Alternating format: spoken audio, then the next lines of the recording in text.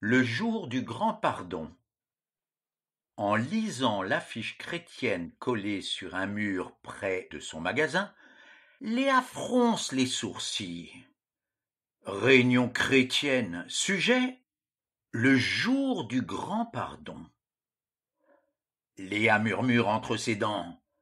Ça alors, ces gens ne respectent rien. Le jour du grand pardon, c'est notre fête, à nous, les Juifs. De quoi se mêlent-ils, ces chrétiens?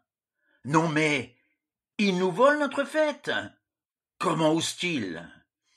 Les yeux de Léa étincellent de haine et de colère.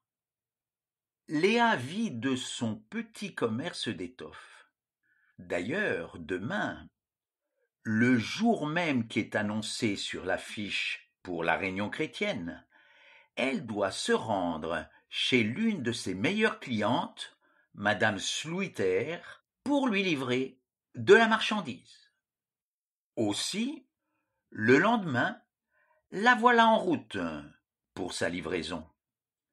Mais lorsqu'elle arrive chez sa cliente, celle-ci n'est pas encore arrivée, et Léa l'attend sur le palier de son appartement. Les minutes passent, et toujours pas de Madame Sluiter. Sur le même palier, une porte est entr'ouverte. En tendant l'oreille, Léa entend quelqu'un lire à haute voix une parole étrange. Celui qui aura cru et qui aura été baptisé sera sauvé, et celui qui n'aura pas cru sera condamné. Évangile selon Marc, chapitre 16, verset 16. Quelle parole étrange, se dit Léa. Mais bien vite elle est tirée de ses réflexions par la voix de Madame Sluiter, qui vient de rentrer. Après avoir livré sa marchandise, Léa marche sur le trottoir pour rentrer chez elle. Les paroles entendues sur le palier l'assaillent. Sauvé, c'est être pardonné. Condamné, c'est être perdu. Mais alors qu'elle marche, elle se trouve bientôt au milieu d'une foule compacte, juste devant le bâtiment où doit se dérouler la réunion chrétienne, annoncée par l'affiche au sujet du grand pardon. Tout ce monde l'empêche de circuler. D'un air méprisant, elle essaye de se frayer un passage. Mais à mesure qu'elle zigzague entre tous ces gens, une folle curiosité s'empare de son esprit. Et si j'y allais? Les mots entendus sur le palier la poursuivent. Sauvé, condamné. Le mouvement de la foule la porte, et la voilà bientôt dans la salle. Cachée juste derrière un poteau, Léa s'assied, en essayant de ne pas se faire remarquer. Avant même que ne commence la réunion, Léa méprise d'avance tout ce qui sera dit. Que peuvent-ils savoir ces goïms, c'est-à-dire ces non-juifs, sur le jour du grand pardon? Mais voilà quelqu'un qui se lève et commence à lire des versets du chapitre 16 du livre du Lévitique. Car en ce jour-là, il sera fait propitiation pour vous, afin de vous purifier, et vous serez purs de tous vos péchés devant l'Éternel. Puis, levant les yeux vers l'assistance, l'orateur leur dit, Hélas, pour vous les Juifs, cette purification est impossible. Vous n'avez plus de temple, plus d'autel, plus de sacrifice, et donc plus de pardon. Léa se raidit. Elle voudrait qu'il se taise. Et pourtant, ce qu'il dit est tristement vrai. L'orateur poursuit. Mais si aujourd'hui les sacrifices du jour du grand pardon sont impossibles, Dieu, lui, a donné un sacrifice permanent pour que nous soyons tous pardonnés.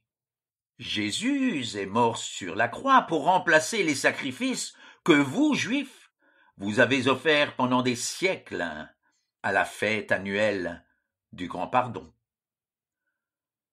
En sortant de la salle, Léa se dépêche de rentrer chez elle. Toutes sortes de pensées se bousculent dans sa tête. Plus de pardon pour mon peuple. Et en même temps, les paroles du palier résonnent dans son cerveau tourmenté. Celui qui aura cru sera sauvé, et celui qui n'aura pas cru sera condamné.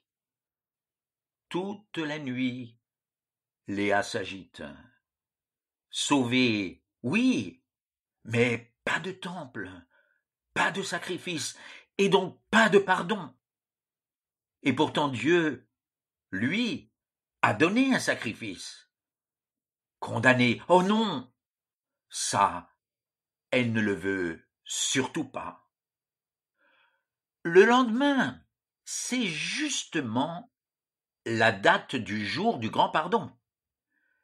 Les yeux rougis par sa nuit sans sommeil, Léa s'apprête à célébrer cet événement. En compagnie d'autres juifs, elle accomplit exactement toutes les formalités qu'exige cette fête. Mais le soir, elle se sent déprimée. La fête laisse son cœur triste, vide et froid.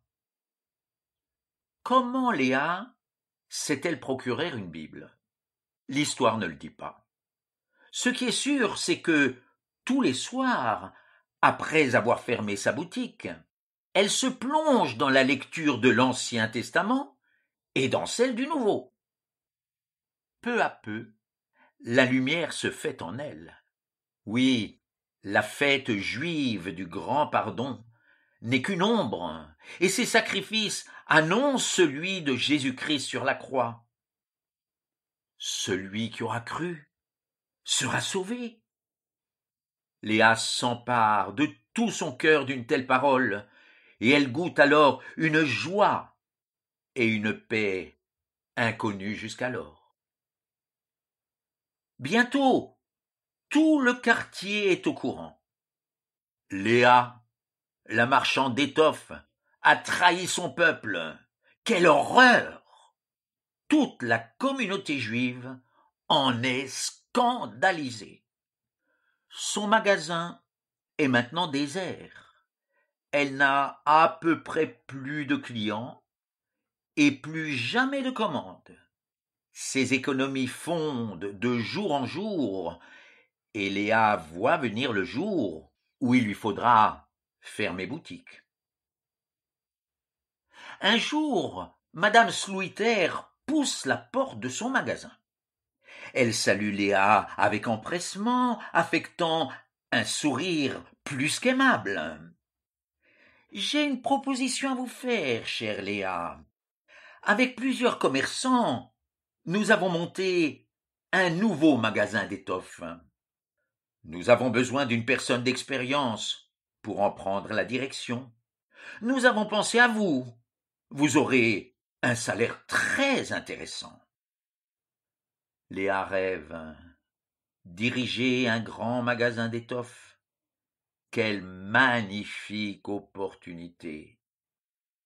Mais la voix de Madame Sluiter la ramène rapidement à la réalité.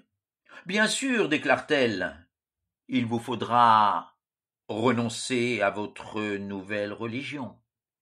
Léa se lève. Ça, jamais. Trahir celui qui est mort sur la croix pour moi, jamais. Sans même prendre congé de son interlocutrice, Madame Sluiter traverse la boutique et sort en claquant la porte. Bien qu'elle ne sache pas de quoi sera fait demain, Léa ne regrette rien. Son cœur est paisible. En effet, Dieu s'occupe des siens. Peu après la visite de madame Sluiter, des amis chrétiens proposent à Léa un emploi dans un magasin de tissus, ce qui la met désormais à l'abri du besoin. Au contact de ces nouveaux amis chrétiens, Léa apprend à toujours mieux connaître Jésus, que le jour du grand pardon avait annoncé si longtemps à l'avance. Bienheureux celui dont la transgression est pardonnée et dont le péché est couvert. Psaume 32, verset 1. En Christ, Dieu vous a pardonné. Épître aux Éphésiens, chapitre 4, verset 32.